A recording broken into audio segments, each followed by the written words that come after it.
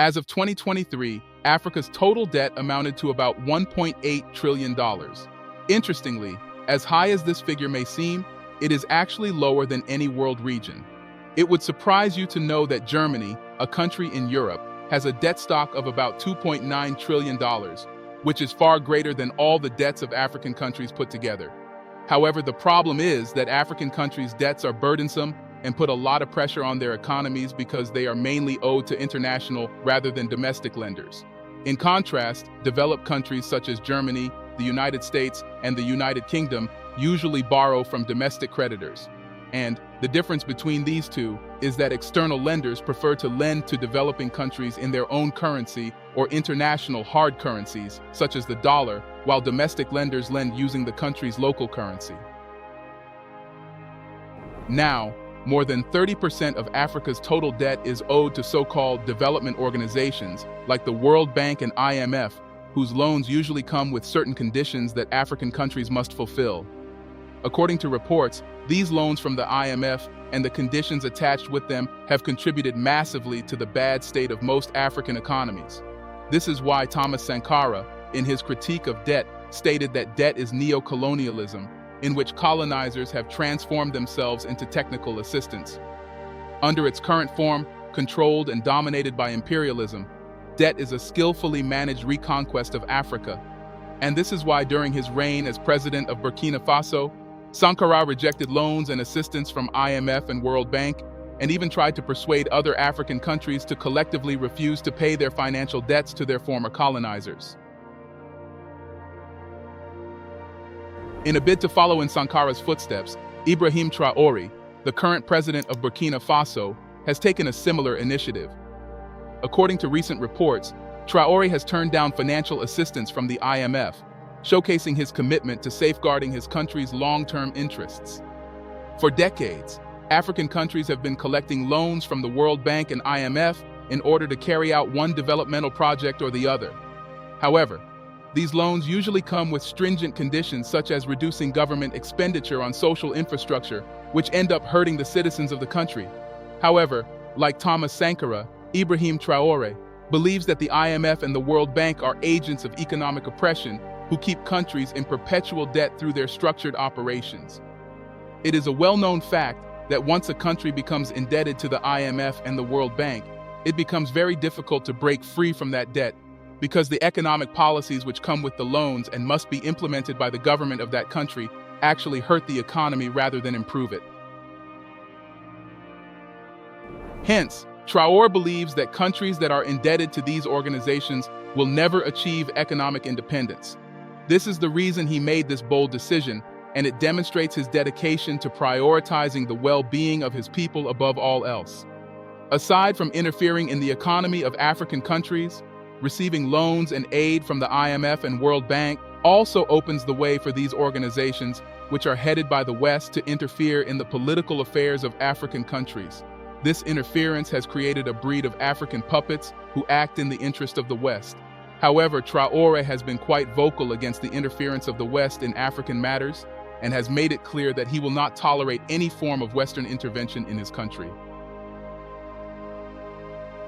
It's therefore not a surprise that President Traoré's decision coincided with that of the Prime Minister of Burkina Faso's recent speech on the country's national television, where he spoke expressly on the subject titled, "No one violates freedom of expression as much as Westerners." During his 30-minute-long speech, the Prime Minister highlighted some interesting points. First, he said that it is better to be poor in a rich and strong state than to be rich in a weak state. He said that the current state of poverty in Africa is partly due to attempts to weaken African leaders and destabilize regimes. A strong state is therefore a guarantee of security and stability of institutions. It is also a factor of development. There is no doubt that if the revolution of Thomas Sankara had lasted, Burkina Faso could have been put in the development rail in less than 10 years. However, in order to build a strong state, it is necessary for the government to play out the traps conceived by the dominators to make African states weak and malleable. And, among these traps, there are three that need to be analyzed, which are the so-called respect for human rights, the so-called respect of freedom of speech, and the neo-colonial institutions of our modern state. The Prime Minister further noted that if human rights were not known in Africa, Europeans would not have come to find kingdoms and organized societies with brilliant civilizations and post-colonial African art, which dazzled the Europeans to the point that they stole these works of art to fill their museums and salons of aristocrats. Without an elaborate social organization that respected the rights of each social category in African societies, they would not have been able to achieve the results they had. However, the Prime Minister said that today human rights have become an instrument of control of third world societies in the service of the West. They allow the West to have the guarantee that its local values, some of which are directly financed by the West and others indirectly by distorted procedures, will have the latitude to carry out their activities in order to infiltrate state activities and weaken the state for their benefit. He then went on to cite examples of countries like Cuba, Nicaragua, Venezuela, and Iran, which have been able to face all attempts of destabilization due to their strong state and visionary policies of their leaders. The Prime Minister further articulated a detailed perspective regarding the state of fundamental and human rights in Burkina Faso as compared to the West.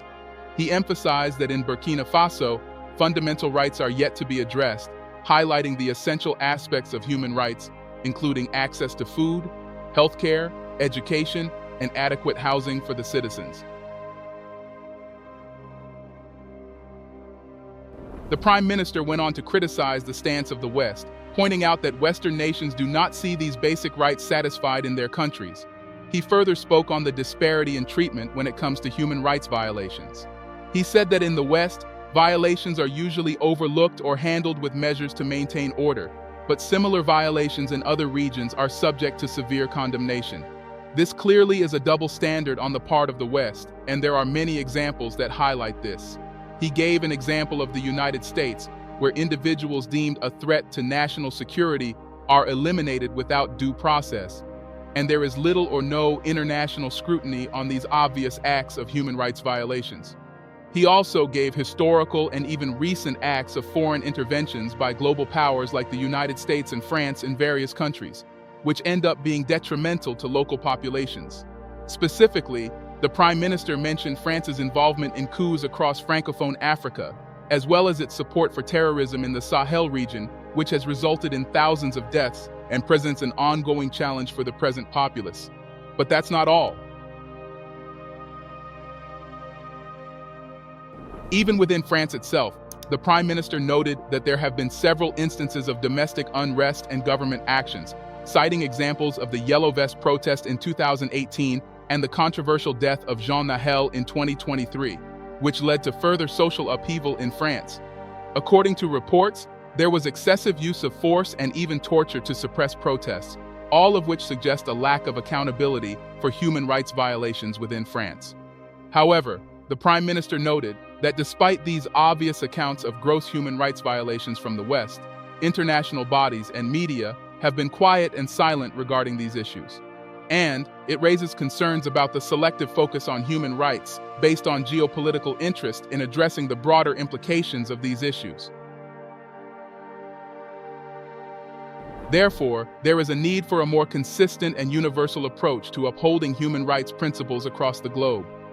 He called for greater accountability for all nations irrespective of their geopolitical significance, emphasizing the importance of promoting ethical governance and respecting the fundamental rights of individuals.